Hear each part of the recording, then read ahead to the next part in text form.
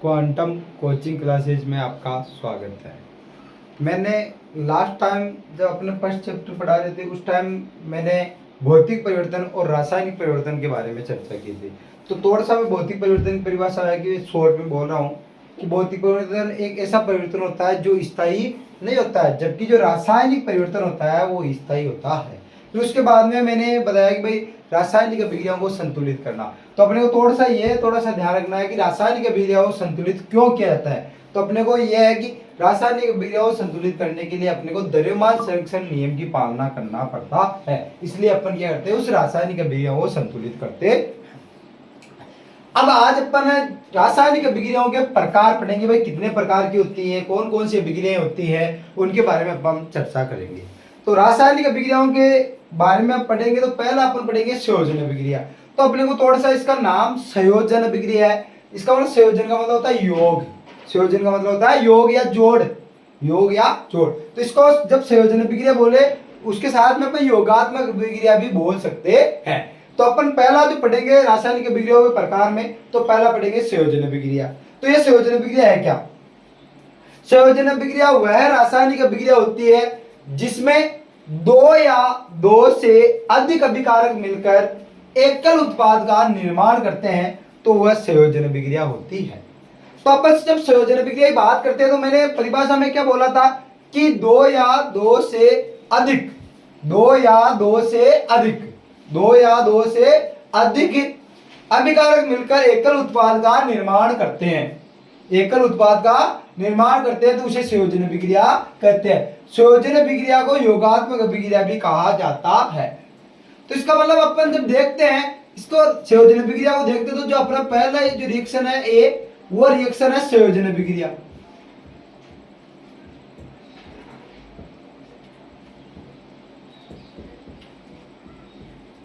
इस संयोजन अभिक्रिया को योगात्मक अभिक्रिया भी कहा जाता है।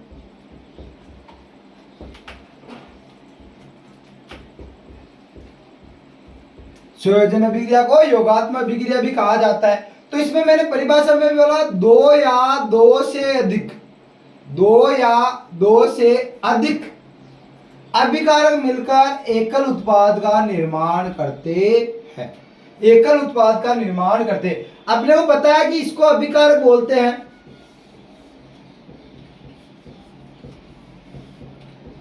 और इसको उत्पाद बोलते हैं।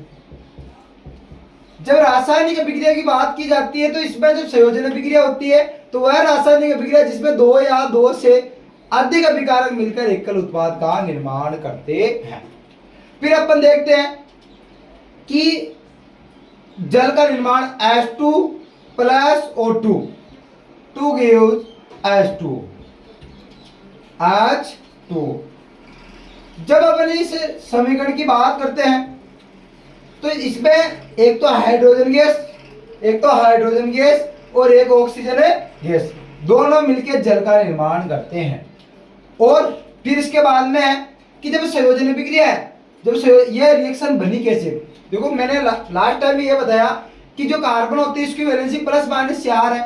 तो इसकी मतलब इसकी जो इस पे आयन है, मतलब ऐसा होता नहीं है कि कार्बन 4 इलेक्ट्रॉन त्याग दे, लेकिन अपने क्या करना है कि इसकी संयोजकता हमेशा पॉजिटिव ही लेनी है।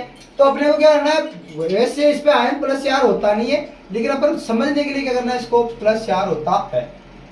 अब ये ऑक्सीजन है, अब इस जो ऑक्सीजन है इस पे होता है माइनस के 2, माइनस के 2। जैसे अपन इसको काटेंगे तो प्लस के 2 और माइनस के 1, जैसे अपन इनको क्रॉस करेंगे तो बनेगा CO। वैसे सेम ऐसा इसमें कि जब इसकी वैलेंसी देखते हैं हाइड्रोजन पे जो आयन होता है वो +1 होता है, जबकि जो ऑक्सीजन होता है इस पे 2 माइनस होता है, 2 माइनस होता है। तो ये क्या करेंगे, क्रॉस करेंगे तो बनेगा H, ये जो 2 है यहाँ आ जाएगा, 1 का 1 तो बनेगा H2O, H2O। फिर अपन क्या करेंगे, देखो संयोजन अभिक्रिया में और उदाहरण लेते हैं। जैसे देखते हैं तो देखो बुझा हुआ देखो बिना बुझा हुआ चूना, बिना बुझा हुआ चूना, बुझा हुआ चूना, बुझा हुआ चूना, अपने को पता है बिना बुझा हुआ चूना है उसका जो फॉर्मूला होता है वो CaO होता है। और बुझाने के लिए अपने को क्या चाहिए, जल चाहिए। तो अपन क्या करेंगे कि CaO की अभिक्रिया जल के साथ करवाते हैं, जल के साथ करवाते हैं, तो अपने को बुझा हुआ चूना प्राप्त होता है, CaOH का होल ट्वाइस प्लस H2। तो अब समझने के लिए क्या करना है, अपने को जो ये H2 है वो उष्मा के रूप में निकल जाता है, और कुछ अगर उसको ठंडा कर दिया जाता है तो ये नीचे जम जाता है। मतलब जो उष्मा के रूप में है वो नीचे, अगर इसको ये ठंडा हो जाता है तो ये जल उसमें बना रहता है। तो अपन जब संयोजन अभिक्रिया की बात की थी, तो संयोजन अभिक्रिया वह रासायनिक अभिक्रिया होती है जिसमें दो या दो से अधिक अभिकारक मिलकर एकल उत्पाद का निर्माण करते हैं, उसे संयोजन अभिक्रिया कहते हैं। तो अपना जो पहला टॉपिक है संयोजन अभिक्रिया वो कंप्लीट हो चुका है। तो मैंने बता दिया ये उदाहरण है संयोजन अभिक्रिया के, ये उदाहरण है। तो इसका मतलब संयोजन अभिक्रिया कंप्लीट है। अब अपन पढ़ेंगे वियोजन अभिक्रिया। अब पढ़ेंगे वियोजन अभिक्रिया। सेम संयोजन अभिक्रिया की उल्टी है वियोजन अभिक्रिया। अब इस वियोजन अभिक्रिया के बारे में अपन बात करते हैं। तो हमने संयोजन अभिक्रिया पूरी पढ़ ली, अब अपन पढ़ेंगे वियोजन अभिक्रिया। अब जब वियोजन अभिक्रिया पढ़ते हैं, जब वियोजन अभिक्रिया पढ़ते हैं तो इससे पहले अपने को यह ध्यान होना चाहिए वियोजन अभिक्रिया है क्या, वियोजन अभिक्रिया है क्या। तो अब जब संयोजन अभिक्रिया उल्टी होती है वियोजन अभिक्रिया, तो अपन पढ़ेंगे अब वियोजन अभिक्रिया। और अब मैं जितनी भी अभिक्रियाएं हैं उनकी परिभाषा बोलूंगा और उसके उदाहरण भी यहाँ पे दूंगा। चलो अपन पढ़ते हैं वियोजन अभिक्रिया। वियोजन अभिक्रिया,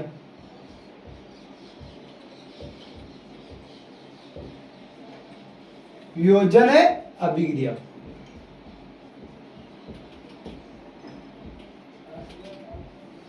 इसको अपघटनीय अभिक्रिया भी कहा जाता है, अपघटनीय अभिक्रिया भी कहा जाता है। इसका मतलब जब वियोजन संयोजन का जस्ट उल्टा होता है, तो अपन इसको जब संयोजन की परिभाषा बोली थी इसको जस्ट उल्टी है, वह रासायनिक अभिक्रिया, वह रासायनिक अभिक्रिया जिसमें एकल अभिकारक टूटकर दो या दो से अधिक उत्पाद का निर्माण करता है, यह वियोजन अभिक्रिया होती है।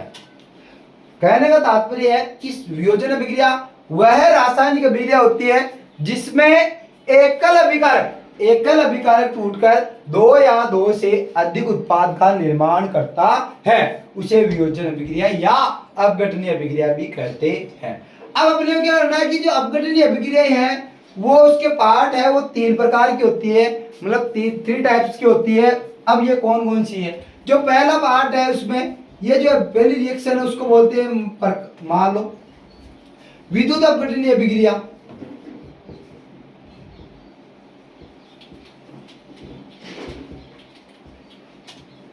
ठीक है, दूसरा जो पार्ट है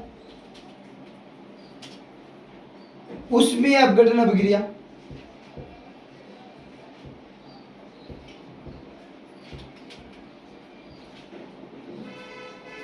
जो तीसरी जो सी है वो प्रकाशीय अपघटन अभिक्रिया या प्रकाशीय अपघटन अभिक्रिया।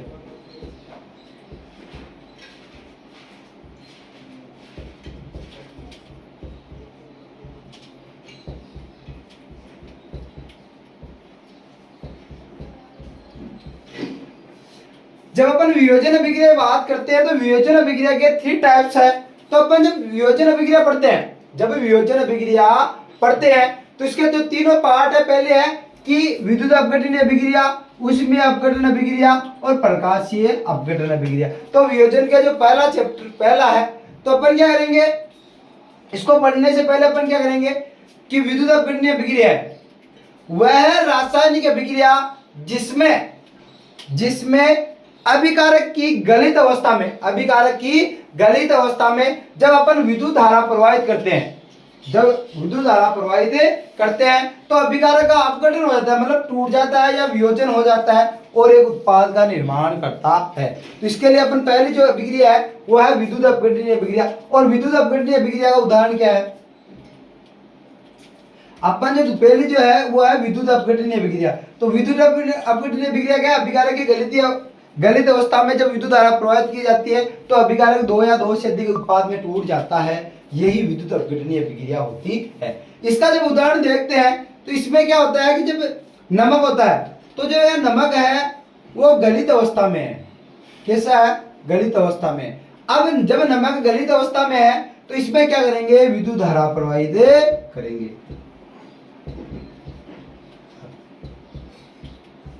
अब जैसे ही विद्युत धारा प्रवाहित करेंगे तो ये टूटेगा और बनाएगा Na+ और Cl2।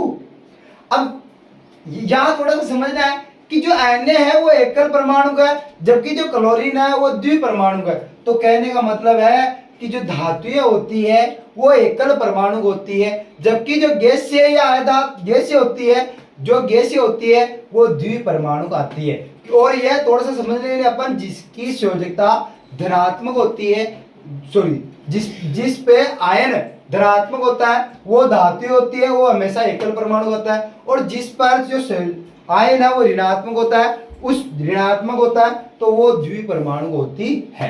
तो अब इस रासायनिक अभिक्रिया को संतुलित करते हैं। इस साइड Na, इस साइड Na, इस साइड Cl, यहाँ पे Cl2। इसका मतलब इस अभिक्रिया को देखने से अपने को एक बात समझ में आई कि यहाँ पे क्लोरीन संतुलित नहीं है। तो अपन क्या करेंगे? क्लोरीन को संतुलित करने के लिए अपन क्या यहाँ पे 2 लगा देंगे, तो क्लोरीन हो गया 2 और सोडियम यहाँ पे क्या है 1, तो यहाँ पे भी लगा देंगे अपन 2। तो ये जो अभिक्रिया है वो संतुलित हो गई। तो अपने को जो वियोजन अभिक्रिया जो पहला पार्ट है वो आपने कर लिया। फिर जो दूसरा है, जो दूसरी अभिक्रिया है उसमें अपघटन अभिक्रिया, उसमें है अपघटन अभिक्रिया।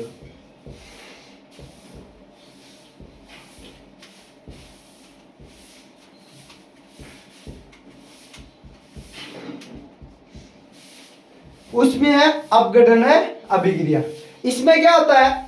उसमें अपघटन अभिक्रिया में कि वह रासायनिक अभिक्रिया जिसमें अभिकारक को उष्मा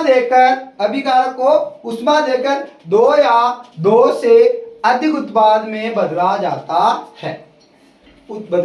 जाता है, उसे उसमें अभिक्रिया कहा जाता है, उसमें अपघटन अभिक्रिया कहा जाता है। तो इसका जब उदाहरण देखते हैं तो इसका उदाहरण है कि जो CO3 है, जिसको क्या बोलते हैं? कैल्शियम कार्बोनेट है, उसका अपन क्या करेंगे? उष्मा देंगे, और उष्मा देने के लिए या गर्म करेंगे तो इसको बोलते हैं डेल। क्या बोलते हैं? डेल। इसको गर्म करेंगे तो ये किस में टूटेगा? CaO+CO2। इसका मतलब यह जो है जब इसको गर्म करेंगे तो यह टूटेगा कैल्शियम ऑक्साइड और कार्बन डाइऑक्साइड में टूटेगा। तो यह दूसरा उदाहरण हो गया उसमें अपघटन अभिक्रिया का। फिर तीसरी आती है, जो तीसरी अभिक्रिया है वो है प्रकाशीय अपघटन अभिक्रिया।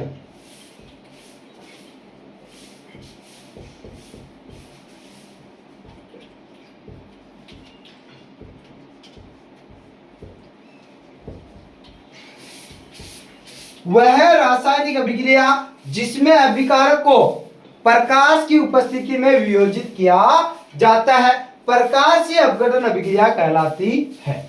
तो इसके उदाहरण देखने से पहले अपने को जो AgCl है उसका क्या होगा? वियोजन होगा। और अपने को बताया कि जो Ag है वो एक धातु होती है और धातु हमेशा एकल परमाणु होती है, तो बनेगा AgCl2। लेकिन इसमें सूर्य का प्रकाश आएगा भाई।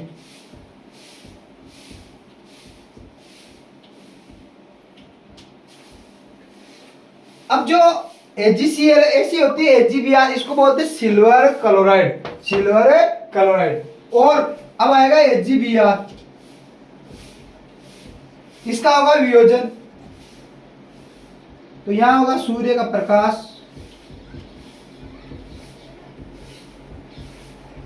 और बनेगा Ag+Br2। कहने का मतलब है अब इस रासायनिक अभिक्रिया को संतुलित करेंगे तो जब अभिकारक में क्लोरीन 1 है, यहाँ पे 2 है, तो यहाँ पे लगाया 2, और जैसे आपने यहाँ पे 2 लगाए तो यहाँ पे Ag की संयोजकता Ag बैलेंस नहीं है, तो अपन क्या करेंगे? इसको भी संतुलित करने के लिए यहाँ पे 2 लगाएंगे। अब जो रासायनिक अभिक्रिया है यह संतुलित होगी। सेम ऐसा का ऐसे अपन इसमें करेंगे। अब ये जो AgCl और AgBr है इसका उपयोग श्वेत श्याम फोटोग्राफी में किया जाता है। श्वेत श्याम फोटोग्राफी में किया जाता है। AgCl का उपयोग श्वेत श्याम फोटोग्राफी में किया जाता है। तो वियोजन अभिक्रिया के लिए अब और भी उदाहरण दे सकते हैं। देखो वियोजन अभिक्रिया ये भी एक उदाहरण होता है कि जो MgCl2 होता है, MgCl2 ये वियोजित होकर Mg प्लस Cl2 में वियोजित हो जाता है। लेकिन अपने को ये जो तीनों अभिक्रिया है कि जो वियोजन अभिक्रिया होती है उसके 3 टाइप्स होते हैं। पहला जो टाइप्स होता है वो विद्युत अपघटनीय अभिक्रिया होती है। जो दूसरा टाइप्स होता है वो उसमें अपघटन अभिक्रिया होती है। और तीसरा है विद्युत प्रकाशीय अपघटन अभिक्रिया। इसका मतलब जो ये जो अभिक्रिया है, तीनों जो अभिक्रियाएं हैं वो वियोजन अभिक्रिया के उदाहरण होते हैं। तो मैंने यहाँ पे संयोजन अभिक्रिया की बात कर ली, वियोजन अभिक्रिया की बात कर ली। अब जो तीसरा जो टॉपिक है वो आएगा विस्थापन अभिक्रिया। क्या आएगा? विस्थापन। देखो विस्थापन का मतलब ही क्या है? एक स्थान से दूसरे स्थान पर भेजना, विस्थापित करना। तो इसमें जब विस्थापन अभिक्रिया पढ़ेंगे तो विस्थापन अभिक्रिया पढ़ने से पहले अपने को सक्रियता श्रेणी याद होना आवश्यक है। अगर अपने को सक्रियता श्रेणी याद है तो अपन विस्थापन अभिक्रिया को आसानी से कर सकते हैं। अगर अपने को सक्रियता श्रेणी याद नहीं है तो विस्थापन अभिक्रिया को करने में अपने को कठिनाई होगी। तो अपन जब विस्थापन अभिक्रिया पढ़ते हैं, तो विस्थापन अभिक्रिया में पढ़ने से पहले मैं सक्रियता श्रेणी यहाँ पे लिखता हूँ और वो उसके अकॉर्डिंग ही मैं यहाँ पे रासायनिक अभिक्रिया वो करूंगा। तो पहले अगला जो अपना टॉपिक है वो है अभिक्रिया है, वो है विस्थापन अभिक्रिया।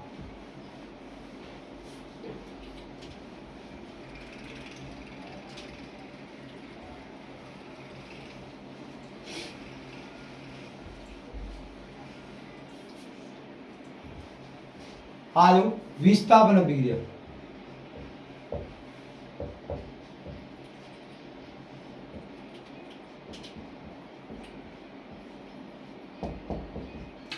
विस्थापन अभिक्रिया पढ़ने से पहले अपन थोड़ा सा सक्रियता श्रेणी की बात करते हैं। तो मैं यहाँ पे सक्रियता श्रेणी लिखता हूं।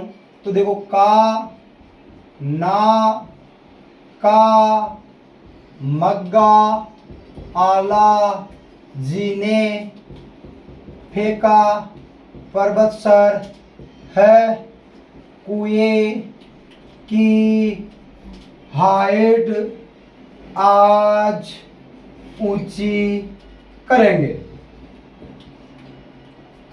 एक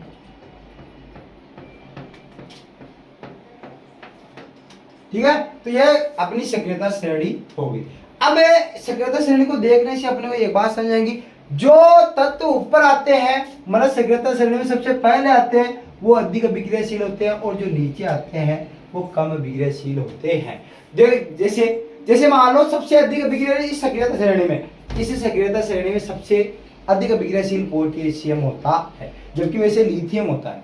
ठीक है, तो जब सक्रियता श्रेणी है तो अगर अपन सोडियम और पोटेशियम की बात करते हैं तो अपने को सक्रियता श्रेणी से एक बात समझ में आ गई कि जो ऊपर है वो पोटेशियम है। जो पोटेशियम है वो अधिक अभिक्रियाशील है, जो पोटेशियम है वो अधिक अभिक्रियाशील है, और जबकि जो सोडियम है वो कम अभिक्रियाशील है, कम अभिक्रियाशील है। तो अब विस्थापन अभिक्रिया की परिभाषा बोलते हैं, वह रासायनिक अभिक्रिया जिसमें अधिक अभिक्रियाशील अभिकारक कम अभिक्रियाशील अभिकारक को उसके यौगिक से विस्थापित कर देते हैं, उसे विस्थापन अभिक्रिया कहते हैं। कहने का मतलब है कि वह रासायनिक अभिक्रिया जिसमें अधिक अभिक्रियाशील अभिकारक कम अभिक्रियाशील अभिकारक को उसके यौगिक से विस्थापित कर देते हैं, उसे विस्थापन अभिक्रिया कहते हैं। जैसे अपन विस्थापन अभिक्रिया की बात करते हैं तो जैसे एक उदाहरण लेते हैं विस्थापन अभिक्रिया का, और उस विस्थापन अभिक्रिया में अपन बात करेंगे कि भाई है जो विस्थापन अभिक्रिया कौन सी होगी। वैसे रिएक्शन अगर सक्रियता श्रेणी के अकॉर्डिंग देखते हैं तो कौन सी रिएक्शन होगी या कौन सी नहीं होगी। जैसे अपन उदाहरण लेते हैं कि जो Zn है प्लस FeSO4 2 गिव्स। अब इसको बोलते हैं जिंक, ये क्या होता है जिंक, और ये होता है FeSO4। अब हमने बताया कि इस जिंक को देखने से ये अधिक अभिक्रियाशील है और जबकि ये कम अभिक्रियाशील है। अब अपने को यह भी पता है कि जो FeSO4 उसका रंग हरा होता है। FeSO4 का जो रंग होता है वो हरा होता है। अब ये क्या करेगा, जो Zn है वो Fe को क्या कर देगा, उसके यौगिक से विस्थापित कर देगा। तो जैसे ही करेगा तो ये बनाएगा ZnSO4 प्लस Fe।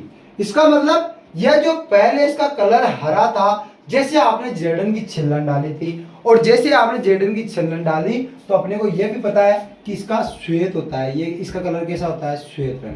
कैसा होता है, श्वेत रंग। तो अपने को यह भी पूछ सकता है कि जब हमें फेरस सल्फेट के विलयन में Zn के छलनी डाले जाते हैं तो जो फेरस सल्फेट का जो विलयन का जो रंग है वो कैसा हो जाता है। तो अपने को यहाँ से बताना है कि जो हरा रंग है वो श्वेत में परिवर्तित हो जाता है। और अपने को पता है जो FeSO4 है उसका कलर हरा होता है, जिसे हरा होता भी कहा जाता है, इसको श्वेत होता कहा जाता है।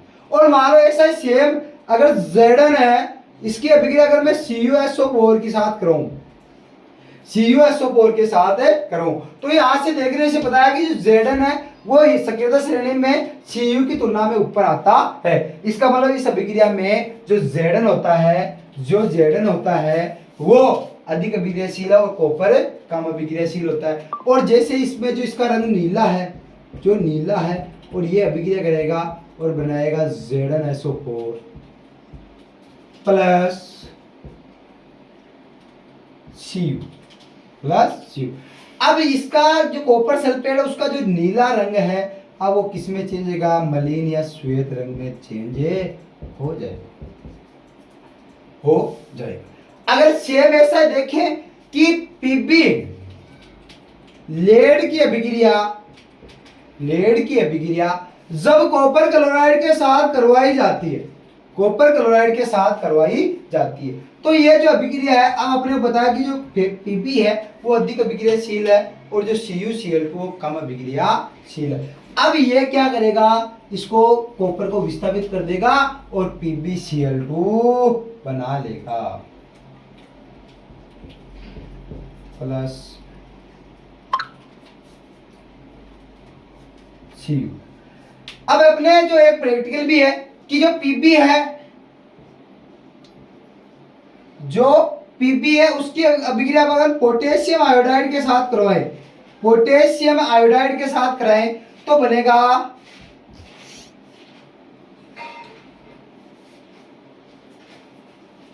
अगर मैं Pb की अभिक्रिया जब पोटेशियम आयोडाइड के साथ करूं तो ये रिएक्शन होगी या नहीं होगी। अब इस रिएक्शन को देखो, पोटेशियम अधिक अभिक्रियाशील है जबकि जो लेड है वो कम अभिक्रियाशील है। तो ये जो रासायनिक अभिक्रिया है ये नहीं होगी क्योंकि ये कम अभिक्रियाशील है, इस पोटेशियम को उससे हटा नहीं पाएगा। इसका मतलब ये अभिक्रिया नहीं होगी।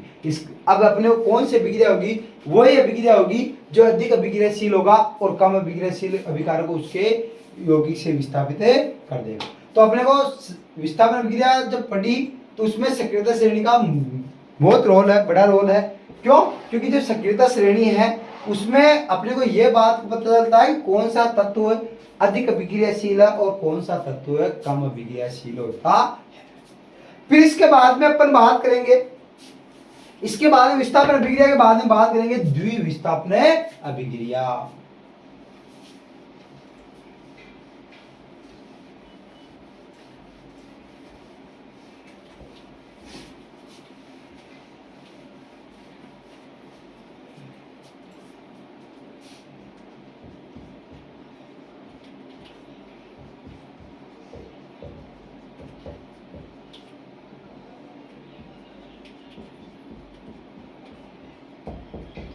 अब जो अपना अगला टॉपिक है वो है द्विविस्थापन अभिक्रिया।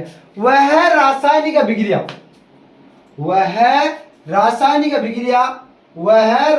अभिक्रिया जिसमें अभिकारकों के मध्य आयनों का आदान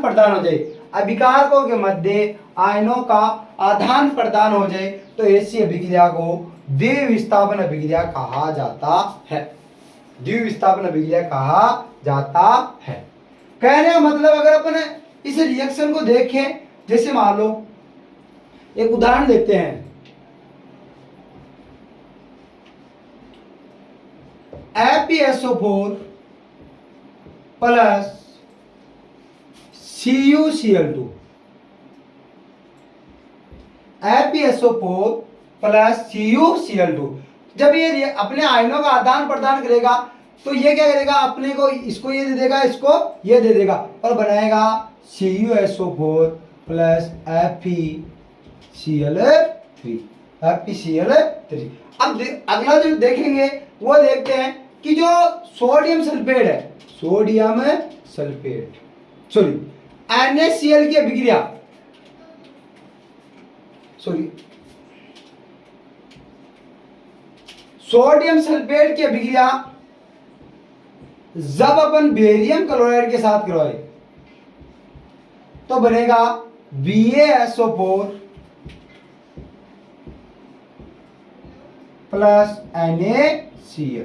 इसका मतलब जो BaSO4 है वो एक श्वेत रंग का अवक्षेप होता है, श्वेत रंग का अवक्षेप होता है। तो ये जो BaSO4 है वो श्वेत रंग का अवक्षेप होता है। तो अब इस रासायनिक अभिक्रिया को संतुलित करेंगे तो देखते हैं यहाँ पे सोडियम 2, यहाँ पे 1, तो ये 2, तो यहाँ पे 2, क्लोरीन भी 2, यहाँ भी क्लोरीन 2, Ba1 SO4 का SO4। अब ये अवक्षेपण अभिक्रिया भी होती है। अवक्षेपण अभिक्रिया वह रासायनिक अभिक्रिया होती है जिसमें अभिकारक अभिक्रिया करके उत्पाद के रूप में अवक्षेप का निर्माण करते हैं, अवक्षेपण अभिक्रिया कहलाती है। इसका मतलब ये अवक्षेपण अभिक्रिया का भी उदाहरण होता है। ये अब जो हमने पढ़ा है वो पढ़ी द्विविस्थापन अभिक्रिया, वह रासायनिक अभिक्रिया जिसमें अभिकारकों के मध्य आयनों का आदान प्रदान होता है, द्विविस्थापन अभिक्रिया कहलाती है। अब अपन है जब अगली क्लास होगी उसके अंदर अपन अपचयन अभिक्रिया, उपचयन अभिक्रिया और रेडॉक्स अभिक्रिया, ऑक्सीकरण, हाइड्रोजनीकरण अभिक्रिया, इनके बारे में अपन चर्चा करेंगे। अब अगली क्लास में अपन जितने भी बची हुई रासायनिक अभिक्रिया हैं उनके बारे में चर्चा करेंगे। धन्यवाद।